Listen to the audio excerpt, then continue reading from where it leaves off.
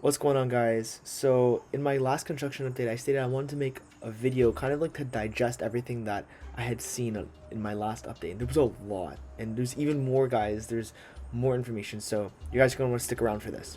I'm even more confused than I was the other day. So as of today, the tunnel by Guardian, the first tunnel, has now been ripped open. So now the top is completely exposed and you can see into the tunnel. I have not seen any photos of it yet, but I have just been told by a source of mine. And I have also not flown the drone, so this photo here, this is the most recent photo that I have of it personally. It was taken on Sunday, this past Sunday, and it was covered by an orange tarp. So expect that to be completely ripped open and exposed the next time I fly. Now this is what really confused me, because over the past couple weeks I've kind of flip-flopped between two different areas of where the coaster is going to be located. So I originally from the start was like, okay, of course, it's going to be Extreme Skyflyer. Then they start building the other tunnel number 2, and I was like, okay, that's just going to be a maintenance tunnel. And then they built that third tunnel in Alpen next to Thunder Run's exit and removed all those buildings in that area, which made me start thinking that it was going to be in Alpen for sure. I was sold, guys. I'm still partially sold on it being in Alpen because of all the land and removal that they have, but it honestly still could be mini expansion slash like rebuild of some of the buildings and refresh of that area, because it did kind of need it, and kind of rebranding it as Alpen for coming years. So that's obviously a possibility, and it's just so hard to predict the location of the coaster. But the manufacturer of the coaster is something I would like to talk about, because I did get some really good information from a source of mine that was at Winter Chillout at Dorney Park, which a lot of tea was spilled there, guys. A lot. I'm going to share it with you guys all right now. So the first thing that we learned is that Top Thrill 2 was a 5-year project. So for those of you who don't know, big coaster projects take 4 to 5 years to come to life, and they start years in advance. So Top Thrill 2 started its design phase way back in 2019. So this was before the incident had even happened at Cedar Point, and so it seemed like Cedar Fair and Cedar Point really wanted to replace that launch system with something more reliable. So this project has been in the works with Zamperla for longer than you would think. And this is why I think that Zamperla is a decently likely option for Wonderland's new coaster in 2025, because Cedar Fair has been working with Zamperla for years, so they have a really good relationship. And the fact that they were able to trust them with a huge roller coaster like this, something bigger than they've ever done before, it explains a lot, guys. So I personally think that a really likely option for Wonderland's new coaster is going to be a Zamperla multi-launch coaster. Zamperla released a concept a couple months ago during IAPA, and the concept looks very similar to a concept you would see from Intamin.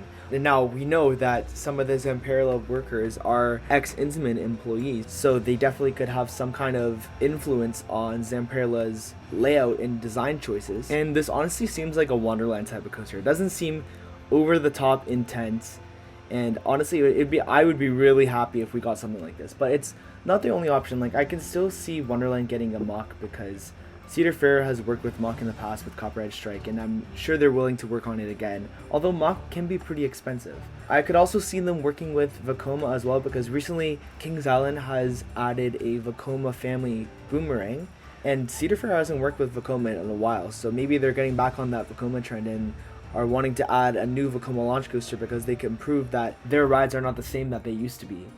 And honestly, for B&M, like, I can't really see them getting an invert, because just of the way the tunnels are set up, I can't see that happening. Wing coaster is definitely off the table, because those tunnels are way too small. And I could honestly see them getting maybe a surf coaster. I don't think that's that likely. And maybe B&M comes up with a new concept for Wonderland, because Wonderland and B&M have a really close relationship, but that's also something I don't really see being that likely. And obviously Intamin I don't think is as likely as well, even though El Toro Ryan did say that Cedar Fair executives went to go check out Velocicoaster, so maybe that's down the road in the future. So it definitely seems like Zamperla is the most likely, which I would be really excited for. Like, I don't think it would be that exact concept that I just showed from Zamperla. I think they would do a custom model, but I think it would be a really, really solid ride, and it would probably be maybe the best ride at the park, because you guys know how much of a Behemoth fan I am. One other thing I did want to mention was I did want to bring up that there was a rumor going around that Wonderland last minute changed from adding a B&M wing coaster in 2025 to whatever this new coaster is going to be in the Alpine area due to King's Dominion getting a wing coaster. But a lot of people don't know that coaster editions, like I said before, are 5-year projects. Like, they cannot be whipped up in a year or two. It's just not possible. But a ride like Snoopy's Racing Railway was a very last minute decision because Peter Switzer found the ride at a random park in I think Russia and managed to pitch it to the park, and the park decided to add it. But this has not happened for major coasters. The project will either get shelved or get canceled completely, and then they'll start from scratch, and it'll be another process. So it might be delayed. So you kind of saw that with CGA. They were supposed to get a hypercoaster. This was confirmed at Winter Chillout at Dorney Park as well.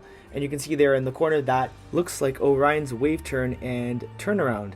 So that's an example of a project that got completely shelved and then was reused at a different Cedar Fair park. So I can kind of understand where the whole King's Dominion wing coaster rumor came from. But personally, I do think that we are going to get a Zamperla. And I would love you guys to let me know what you guys think of this edition. So this would be my prediction as of right now, unless we figure out anything else. Because we don't have any track, we don't have any supports, there's no footers that we can see. We just have these 3 tunnels that we're going off of. The Top Thrill 2 evidence does kind of back it up, because if Cedar Fair started planning for Top Thrill 2 back in 2019, then maybe in 2020 or 2021, Wonderland could have started planning for a Zamperla launch coaster. So it is very, very possible that this could be a new coaster, and I think that some of this evidence backs that up. But we'll see as we go along. We'll get even more evidence of what kind of coaster it's going to be.